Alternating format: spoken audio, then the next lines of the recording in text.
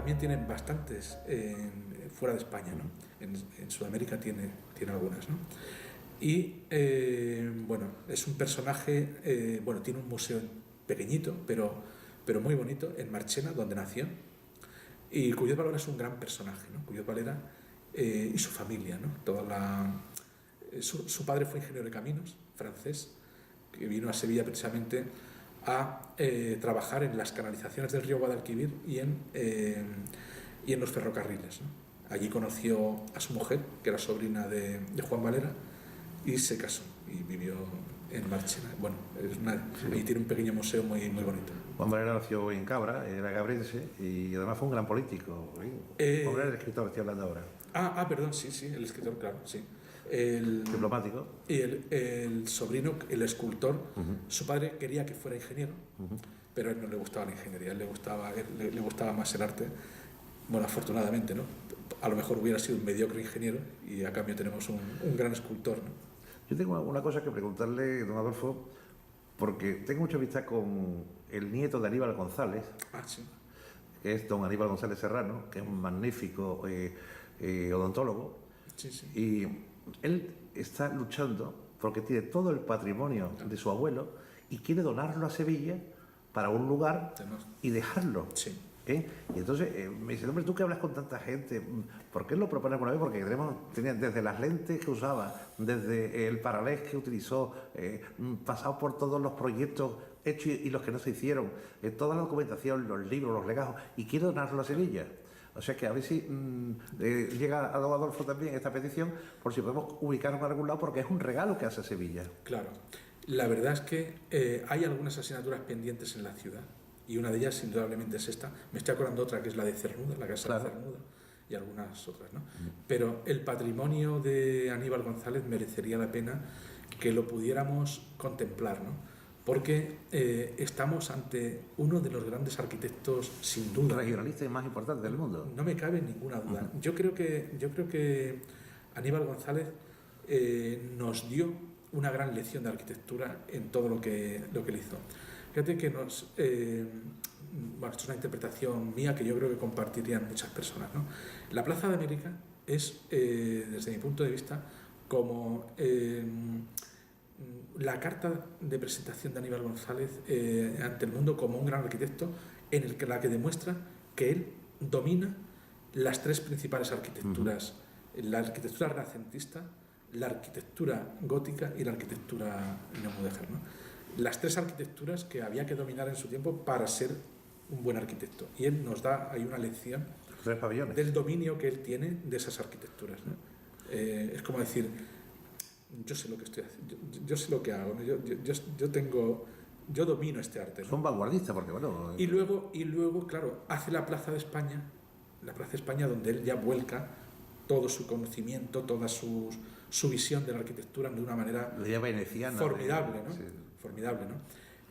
Bueno, afortunadamente es un arquitecto plenamente reconocido, ¿no? Y plenamente valorado, ¿no? Y estudiado de todo el mundo. Y autor de un estilo propio, tan propio de nuestra tierra como es el regionalismo, ¿no? Pues que tiene, en el que nos reconocemos todos los sevillanos, ¿no?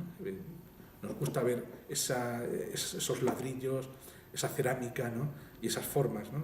que distinguen el regionalismo, ¿no? Y con el que tanto nos identificamos, y a mí me parece una señal de identidad de nuestra ciudad muy valiosa. Pues el día que usted quiera, yo traigo aquí a don Aníbal González Serrano, que a él me conoce porque es una persona encantadora, una persona como usted del Renacimiento. Tenemos que conseguir que... Y él lo tiene todo para regalarlo a Sevilla, ¿no? Y muchas veces... Pues por esta vorágine que tenemos de continuamente política, no se deja uno ver como persona y coger eso que es un regalo que hace, una donación a Sevilla, ¿no? Deberíamos desde la máquina de escribir hasta todo. Deberíamos de plantearnos, ¿verdad?, tener en breve ese museo de Aníbal González y está a su disposición, cuando quiera.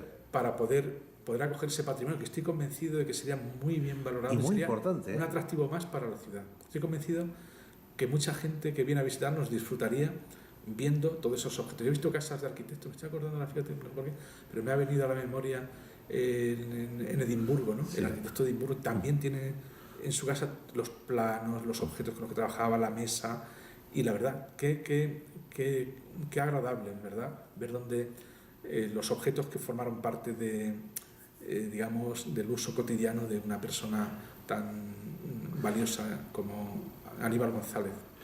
Sé también que le gusta mucho la música y hace poco en el patio de la Montería del Alcázar de Sevilla se puso en pie Carmen, ¿no? Una Carmen con los tenores, con la soprano y después con una valente Cristina Hoyos, magnífica, ¿no? Combinando un poco las dos cosas, ¿no? Y fue algo excepcional, ¿no? Y más la orquesta de Sevilla, casi 200 personas en el escenario. Impresionante. Bueno, me estoy acordando de dos cosas, ¿no? Qué pena, ¿no? La situación que atraviesa nuestra orquesta, ¿no? A ver si la podemos recordar. Porque hemos visto en el Maestranza bueno, sí. Yo he visto a Plácido Domingo, Alfredo Kraus, bueno, los mejores directores de orquesta han pasado afortunadamente por nuestra ciudad, ¿no? Ojalá resolvamos esto y podamos enlazar, porque creo que Sevilla tiene en su cultura también como un recurso de proyección internacional y de captación de turismo de calidad muy importante, ¿no?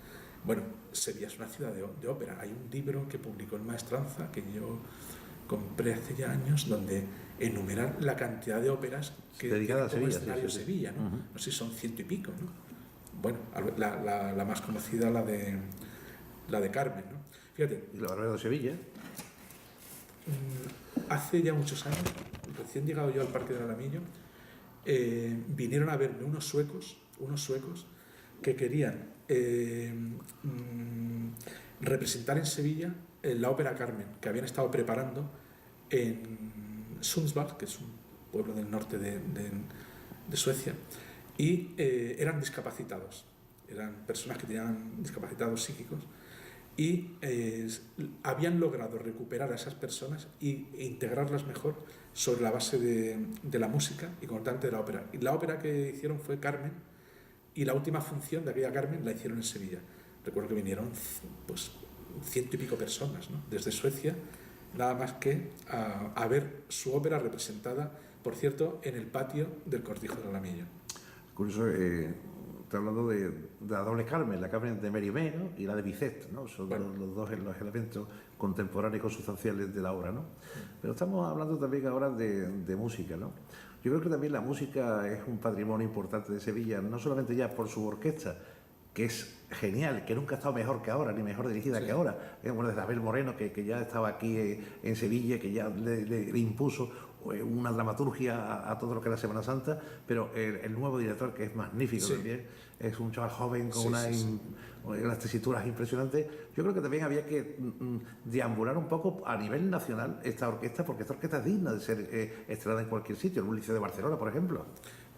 No me cabe ninguna duda. Además, yo creo que eso se produce, ¿eh? Esas visitas de unas orquestas en unas ciudades y otras se produce. La nuestra, es verdad lo que dices, ha madurado muchísimo, ¿no? Y ojalá la crisis no haga que esas grandes, digamos, figuras que ahora tenemos en la orquesta no se vayan yendo, ¿no? Porque claro, cuando una orquesta entra, o como cualquier cosa entra en crisis, ¿no? Pues la tentación, ¿no? De que, oye, que a fulano se va porque le han ofrecido un contrato no sé dónde, ¿no? Ojalá nuestra orquesta no empiece a empobrecerse, ¿no? Por esta penuria económica, ¿no? Porque es verdad que es una gran orquesta y su director actual, un hombre muy implicado, ¿no? Muy, además, combativo, ¿no? Muy simpático, además. Se pone su lacito verde cuando dirige, ¿no? Y se va a dirigir la orquesta a la Plaza de España, ¿no? Como medio de, digamos, de hacer pública la situación en la que está. Sí. También Sevilla es importante su literatura, ¿no? En Sevilla no hace mucho estaba Carmen Posada presentando un libro de última hora, ¿no? Que es La hija de Cayetana, ¿no? No sé si lo habrás oído. Es una obra dedicada a una hija negra que tuvo, dice, la primera duquesa de Alba, ¿no? Mira, yo recuerdo, nosotros dedicamos en el Parque del Alamillo un verano a poner, digamos, en valor, no sé, es una expresión que no me gusta, ¿no? Pero bueno, digamos, para hacer una demostración de la riqueza de poetas que había en Sevilla, ¿no? Bueno, si recorremos hacia atrás, ¿no? Desde los Machado, Alexandre, Becker, Juan Herrera, esta Esperanza, bueno, muchísimos poetas, ¿no? Y poetisas en nuestra ciudad. Contabilizamos en aquella ocasión como 40 poetas notables en la ciudad, algunos de primer nivel como los que he dicho, otros de segundo nivel, pero una riqueza muy notable, ¿no? Muy notable para una ciudad, digamos, relativamente tan pequeña como Sevilla, comparada con otras grandes ciudades. Y sin embargo teníamos una nómina de escritores, de poetas notabilísima, ¿no? Después la pintura y Sevilla. La pintura y Sevilla en su jardín ha sido siempre representada pues, desde los grandes maestros, ¿no? Desde Goya, pasando por la última ejercicio de Gonzalo Bilbao, cualquiera de los elementos pictóricos importantes. Impresionante. Bueno, recuerdo una anécdota. Cuando se estaba en la Expo hablando de dónde poner el centro territorial de Sevilla, yo tuve la ocasión de hablar con muchas personas de televisión española en aquellas fechas, ¿no? Que venían para ver dónde se iba a construir, etc. Y ellos venían convencidos de que en Sevilla había que poner un centro territorial, que es un centro para la televisión española, que ha quedado en nada, desafortunadamente, pero venían a poner en Sevilla un centro que era el segundo en España, después de Prado del Río en Madrid, ¿no? Más importante que el de Barcelona en aquella fecha. Y me decían que es que Sevilla tenía una capacidad creativa de primerísimo nivel y que a Televisión Española le interesaba muchísimo tener aquí un centro de producción por la cantidad de artistas que había aquí de todo tipo. Y efectivamente, te acabas de hablar de los pintores. Bueno, es que aquí nació Murillo, aquí nació Velázquez, aquí nacieron pintores Meireles, no a lo mejor ya de ese nivel, pero aquí es que hay una escuela de pintura. Aquí hay una escuela de poetas. Pero Juan Valdés, y aquí hay una escuela Zambrana, ¿no? de músicos, ¿no? O sea, es que esta tierra da muchos artistas, ¿no? En esta tierra, y históricamente además, que no es una cosa inventada o solo del pasado, ¿no? Es que aquí ahora mismo hay notables artistas, ¿no? Sevilla siempre consume historia porque continuamente está creándose, como estaba diciendo antes, siempre se autoalimenta, se retroalimenta de su pasado. En la actualidad también hay una connotación importante de los parques con la copla, es decir, que el Parque Maravilloso se hace en ese cortijo maravilloso, pues cante y vienen muchas asociaciones de la copla para que suene un poco también la Andalucía profunda en ese lugar, ¿no? Sí, bueno, efectivamente, ahora creo que hay 3 asociaciones de copla, ¿no? Sí. Cuando yo contacté con ellos había una, ahora hay 3. Y yo, muy buena, además. Sí, sigo conservando la amistad con ellos, ¿no? Y con ellas, ¿no? Porque fue un contacto muy agradable, ¿no? Y hay personas con mucho talento en la copla. Además, son personas que no son profesionales, la mayoría de ellos, sino que lo llevan dentro y lo expresan de esa manera, ¿no? Y bueno, pues es verdad que en el Alamillo pudimos desarrollar un ciclo, y la verdad es que a mí me gustaría mucho que eso se pudiera ver en Amate o se pudiera ver en cualquier otro parque de la ciudad, ¿no? Porque estoy convencido que la gente disfrutaría mucho de todas esas... Tenemos que recuperar la orquesta en el Parque de María Luisa. Bueno, pues ojalá pudiéramos. La orquesta está deseando actuar en cualquier lado. El merendero de la parte que se hacía en alto y se ponían las sillas alrededor, las sillas son de plástico, se pueden trasladar en un minuto. Nuestra versión climatológica es extraordinariamente casi caribeña. Pues sí. O sea, que hay que aprovechar también, porque Sevilla, la música la mueve. Sí, bueno, además la música es una de las artes digamos, más agradables de disfrutar en un parque, ¿no? Hay una tradición, ¿no? Muy antigua de conciertos en los parques, ¿no? Que además ha decaído de manera casi, no sé, como se mueren, como se marchitan las flores, ¿no? Poco a poco, ¿no? Y de repente uno se ha quedado, y es una pena que se hayan perdido ciertas cosas, ¿no? Esa y otras muchas, ¿no? Pero sería bonito poder recuperar esos conciertos. Hay, por ejemplo, en Sevilla hay la música también, las bandas hay muchísimas bandas en Santa Sevilla Cecilia son de las bandas que de tambores. además tienen unos repertorios estupendos, que sería probablemente factible, ¿no? Se hizo en un tiempo allí, en la parte de la entrada No solamente frente a la glorieta de Diego González. yo creo que la Real Orquesta Sinfónica de Sevilla en algún momento también ha ofrecido la posibilidad de actuar a la intemperie para el público.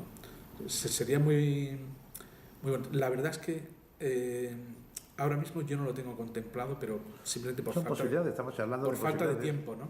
Pero sería hermosísimo poder disfrutar de conciertos en el parque. Y ya como punto final, hay que agradecer también a la Dirección General de Parque, Jardín y Medio Ambiente, que dirige el ilustrísimo señor don Adolfo Fernández Palomares, la inclusión de la recuperación del libro en los anaqueles vacíos del parque. Bueno, la verdad es que era un reto, ¿no? Un reto, y en ese reto además me han acompañado personas tan valiosas y tan desinteresadas en su trabajo como son los jardineros del Pinsapo, ¿no? Y las otras personas que pertenecen a la asociación, que sin ellos eso no hubiera sido posible. La verdad es que yo soy, yo soy bastante realista.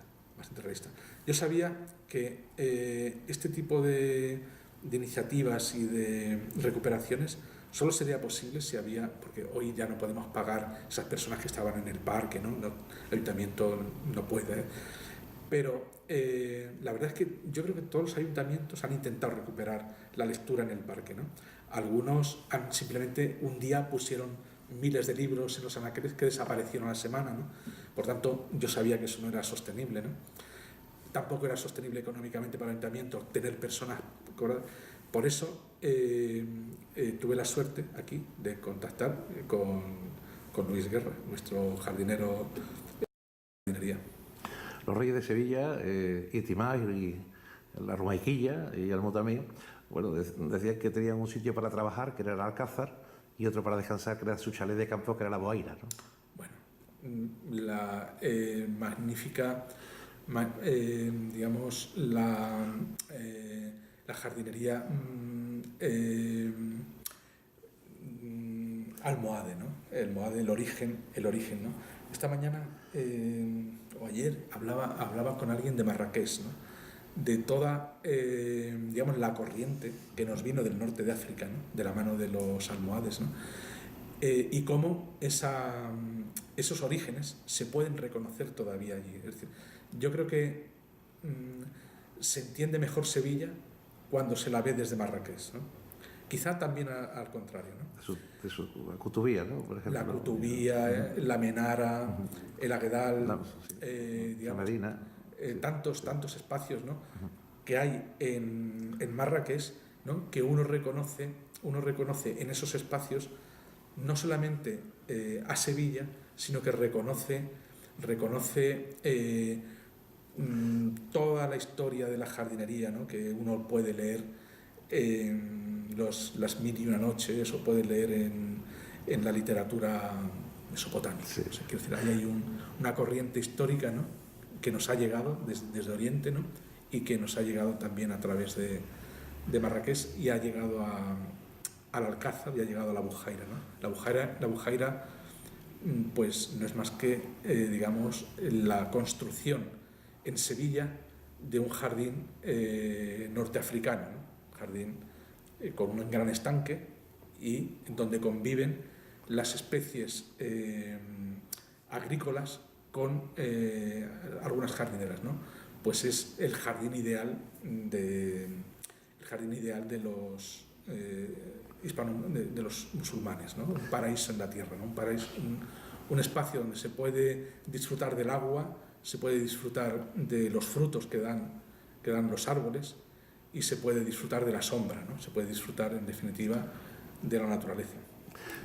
Sevilla era una ciudad de acogida y se nota mucho en las tres culturas, ¿no? La árabe, la judía, la cristiana, y sobre todo los grandes anfitriones que hemos sido todos. No se ha destruido nada, se ha conservado y se ha aumentado, ¿no? Desde el rey San Fernando, que cuando hace la toma de Sevilla, a través de su muralla, lo que dice es que no se toca una piedra de la Giralda, porque por cada piedra de la Giralda se cortarían 100 cabezas de moro, ¿no? Quiero decir, el sentido del patrimonio, de que todo lo que había era bueno y había que seguir aumentándolo hasta que se pone la parte de la torre de las campanas, que ya es muy posterior, ¿no? Sí, la verdad es que Sevilla es un palimpsesto, ¿no? Es una sedimentación de civilizaciones, de culturas, de edades, de historias, ¿no? También en eso Sevilla, antes yo hablaba de la generosidad de la naturaleza con Sevilla, ¿no?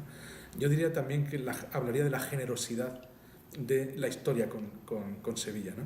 Porque tiene todo ese patrimonio, ¿no? Yo creo que lo tiene, no siempre la ciudad ha sido, digamos, consciente de ese patrimonio tan valioso, ¿no? Ahí están, esos años, de la piqueta, ¿no? Afortunadamente superados, ¿no? Donde tanto se destruyó, ¿no? Y donde faltó esa sensibilidad por conservar tantos palacios, ¿no? Como se destruyeron, ¿no? O partes del casco histórico, ¿no? Afortunadamente Sevilla es como esa especie de señora rica, ¿no? Que tiene de todo, ¿no? Y que por mucho que pierda, que le quiten, que se gaste, siempre conserva, ¿no? Sevilla tiene un patrimonio impresionante, ¿no? Afortunadamente, ¿no? Ojalá hubiera conservado y se hubiera sido respetuoso con todo aquello, y hoy tendríamos una ciudad, pues seguramente modélica y, digamos, valiosísima desde el punto de vista del patrimonio. Lo mismo que muchas veces se critica a la administración, en este caso hay que elogiar a la Junta de Andalucía por el esfuerzo del patrimonio que se ha recuperado, ¿no? Los parques se han recuperado de una forma excelente, sí. Hemos recuperado Santa Catalina, hemos recuperado muchísimos palacetes que había en Sevilla, sí. Don Fadrique, ¿no? Donde esa torre magnífica. Sí. Bueno, todo eso, los conventos, también se han recuperado. Y eso sí que es importante, que esto sea un legado, sí. Sin tendencia ninguna política a conservar como un buen amante de una señora que no le quiere, sí. Que le falte de nada, el amante de Sevilla, que son la parte pública en la que se puede gastar dinero en mantener que estas joyas de la corona, como son los conventos, como son los palacetes, se mantengan. Totalmente de acuerdo. Yo creo que Sevilla es modélica también en eso que estás diciendo. Yo he tenido la oportunidad de hablar con personas de muchas partes de España, ¿no? Con envidia de Sevilla, porque Sevilla, efectivamente, yo creo que tuvo el acierto de alojar a una administración tan potente y tan incipiente como, en ese caso, la Junta de Andalucía en su, digamos, casco, y la inteligencia, ¿no? De aquellas personas que en aquel momento decidieron ir ubicando instituciones en viejos palacios, en viejos conventos, porque eso permitió recuperar esos espacios muy bien recuperados. Yo te puedo decir que, por ejemplo, los catalanes envidian muchísimo toda la recuperación. No, me acuerdo de los catalanes simplemente por una anécdota, ¿no? Yo recuerdo que a veces hemos organizado en Sevilla jornadas, congresos, visitas, etcétera, y hemos celebrado reuniones normales y corrientes en edificios de la Junta de Andalucía. Bueno, el Ayuntamiento de Sevilla tiene un patrimonio impresionante, pero estoy refiriendo ahora de la Junta, y llevarlos a determinados espacios y mirarlos embobados, ¿no? Y decir, oye, nosotros no tenemos un lugar como este para reunirnos en Barcelona, para organizar. Hombre, en Barcelona tienen muchísimo de todo, ¿eh? Ojo, que yo no voy a devaluar. Pero decir que el patrimonio que nosotros hemos recuperado de la mano del alojamiento de instituciones, tanto de la Junta de Andalucía como del Ayuntamiento de Sevilla, es muy, muy importante, muy meritorio, y ha conservado mucho patrimonio, y no es algo que se haya hecho en todos los sitios, ¿eh? Si no se hubiese acometido el que fue el primer parlamento, tanto la calle San Gregorio como el Hospital de las Cinco Llagas, importantísimo, que yo lo conocí en su tiempo funcionando como lugar de encuentro universitario de médicos, pues en la actualidad, bueno, cumple una función ya desde Catalina de Rivera, que hace la entrega a Sevilla del primer hospital público que se hace en España. Sin embargo, esa recuperación ha sido enormemente, una inversión extraordinaria, pero con un patrimonio que ha quedado maravilloso para la posteridad. Sí, sin ninguna duda. Fíjate, también llamaría yo la atención, por supuesto, sobre la arquitectura, no me cabe ninguna duda, ¿no? Esos edificios renacentistas, ¿no? A los que estás referido, ¿no? llamaría la atención sobre la recuperación que ha supuesto, al recuperar sus edificios, también sus jardines y sus patios interiores, ¿no? Me estaba acordando, por ejemplo, el Palacio de los Marqueses de la Algaba, ¿no? Que aloja una dependencia municipal, ¿no? Todo lo que se ha conservado, ¿no? No solamente del edificio, sino sus jardines interiores, o el Palacio de las Dueñas, ¿no? La fuente de allí del Palacio de la Algaba, que se ha recuperado también. Bueno, claro. Quiero decir, toda asociada a esa conservación de la arquitectura, también ha ido asociada una conservación o una recuperación de la jardinería. Fíjate, el museo de Sevilla, ¿no? Ese edificio, ¿no? Con esos patios, ¿no? Esos jardines interiores que, proporcionan unos momentos también de descanso y de placidez, ¿no? Y de contemplación que complementan muchísimo toda la visita a los museos, a los palacios, ¿no? Me estoy acordando de los conventos, ¿no? El patrimonio que tenemos en conventos y los jardines asociados a los conventos, ¿no? Yo creo que hay un patrimonio ahí que poner en valor importante y que vamos a intentar poner en valor no tardando mucho a través de un congreso internacional en Sevilla sobre esta materia. Sevilla, y sobre todo la parte que el ámbito que a usted le toca como director general de Medio Ambiente y de Parques y Jardines, tiene muchas acepciones. Habla de arboleda, de corredores, de parques, de jardines, de glorietas. Es un sinfín de pequeños detalles que conculcan una cantidad de casi un sinfín de lugares públicos para el esparcimiento y para la sombra. Sí. Sí, es lo que comentábamos al principio casi, ¿no? El gran patrimonio vegetal que hay en la ciudad y todo ese conjunto, ese rosario de espacios, ¿no? Que hay de muy diversas épocas, con muy diversas funcionalidades, en general, desde mi punto de vista, en bastante buen estado, con todas las excepciones, de alcorques vacíos que no desconocemos o del vandalismo que se ha producido, pero en su conjunto muy valioso y que aporta muchísimo confort a la ciudad, que aporta mucha sombra, aporta mucha humedad y aporta sobre todo, yo creo que esa dulcificación del paisaje que introduce un árbol en una calle, ¿no? Bueno, no hay más que ver esas calles que por lo que sea no tienen árboles, ¿no? Sobre todo esas calles que por lo que se han perdido los árboles o les falta, lo áridas que son, ¿no?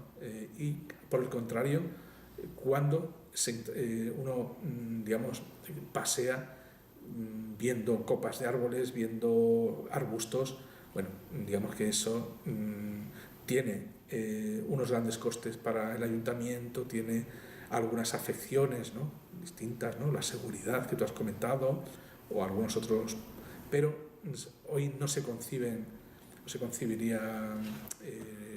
ninguna ciudad, y la nuestra tampoco, sin los árboles y sin ese rosario, sin esa red de espacios públicos, ¿no? ¿En qué proyecto anda ahora la Dirección de Parques y Jardines y Medio Ambiente de Sevilla? Pues mira, en varios proyectos muy importantes algunos, pero yo diría que en este momento el proyecto que debemos desarrollar ya es yo le llamo un plan director de los parques históricos. Es decir, necesitamos poner negro sobre blanco, como se dice vulgarmente, todo lo que queremos que sean nuestros parques históricos. No solamente, además, desde el punto de vista de parques y jardines, del servicio de parques y jardines, no solamente desde el punto de vista municipal, también desde el punto de vista de los ciudadanos y desde el punto de vista de, toda esa riqueza cultural que hay en la ciudad. A mí me gustaría mucho que en esta reflexión nos acompañaran los artistas, nos acompañaran los pintores, los poetas, porque creo que la esencia de los paisajes, como dije casi al principio de la conversación, no se percibe si no es a través de las artes, ¿no? ¿Cómo describir la emoción que se siente al estar debajo de una sombra mirando una flor o mirando un árbol o simplemente disfrutando de la compañía de una persona, si no es a través, es decir, el propio paisaje fue descubierto por los pintores como algo valioso, ¿no? O fue descrito antes en la literatura, ¿no? Por tanto, no es una importancia marginal y residual la que le otorgo a los artistas, sino protagonista, ¿no? Y también a la ciudadanía, Por eso creo que una reflexión sobre esos parques históricos con esa riqueza y con esa participación probablemente es el reto más importante al que yo quiero hacerle frente en el tiempo más inmediato, y espero que sea inmediato porque ya estamos casi dentro de la mitad de la legislatura, porque el tiempo vuela. El jueves también una reinauguración de un monumento a Bécquer que con sus 3 musas altivas al viento va a tener esa suerte de haber sido restaurado y de nuevo puesto al público en las condiciones óptimas. Bueno, estás hablando del monumento de Bécquer, ¿no? Pues uno de los monumentos más queridos por los sevillanos, yo creo que más conocidos también fuera de Sevilla, ¿no? La obra magnífica de Cuyot Valera, ¿no? Promovida por los Álvarez Quintero, ¿no? Bueno, tan, digamos, querida por todos, ¿no? Bueno, y ante cuya contemplación no se queda muy indiferente, ¿no? Y eso, fíjate, me estaba acordando de cuando se planteó, ¿no? Que bueno, que hubo como en la ciudad como una cierta polémica, ¿no? Bueno, en Sevilla todo es polémico, ¿no? Sobre todo lo que afecta a su identidad, y está muy bien, ¿no? Que así sea, ¿no? Bueno, hoy es un monumento sin el cual no se entendería Sevilla, ¿no? Bueno, pues ha sufrido varias reparaciones en la historia, ¿no? Y bueno, era necesaria una más, ¿no? La verdad es que es yo no recuerdo, bueno, seguramente lo habrá, ¿no? Pero no recuerdo ningún monumento ahora mismo que abrace un árbol, ¿no? Claro, ese abrazo con el que se concibe el monumento a Bécquer es a la vez su cruz, ¿no? Porque el árbol se va desarrollando afortunadamente y periódicamente las costuras estallan, ¿no? Es como cuando una persona que crece, ¿no? Pues al monumento a veces le estallan sus costuras. Y hemos hecho una primera intervención que ha consistido en reparar esas, pero hay pendiente una segunda intervención para restituir a la glorieta lo que la glorieta tuvo en su momento. Y la glorieta tuvo en su momento un banco, tuvo en su momento un anaquel que está aquí en el patio de la oficina de Parques y Jardines, y además y tuvo el ángel caído un carcaj que también vamos a restituir, de manera que con el presupuesto del año que viene vamos a poder ya rematarlo, pero en esta primera fase ya tenemos el monumento, digamos, restituido a como estaba con anterioridad, a falta de estos detallitos que en algún momento desaparecieron y que nosotros queremos reponer. Tenemos el anaquel, pero no tenemos el banco. No hemos recuperado, con lo cual el banco habrá que volverlo a fabricar. No había tema de antecedentes del proyecto de Cuyot Valera, ¿no? Bueno, sí. Hay un libro magnífico que escribió Marta Palenque, profesora de la universidad, donde habla de todas las restauraciones. Es un libro que editó el ICAS, y muchísimos más, ¿no? También tengo que decir que, por ejemplo, los herederos de Cuyot Valera no conservan mucho material, ¿no? Le hemos querido recuperar algunas cosas, pero bueno, afortunadamente hemos conseguido bastante información a través de los fondos que había en el servicio y a través de fotos que nos ha aportado Marta Palenque y don José Elías, que nuestro querido jardinero de Sevilla. Cuyot Valera, además, hace otra obra importantísima que es el obelisco con la Inmaculada, que está justamente al Plaza del Triunfo, Sí. que es otro, delante del Alcázar, que es otro signo también de ese magnífico escultor.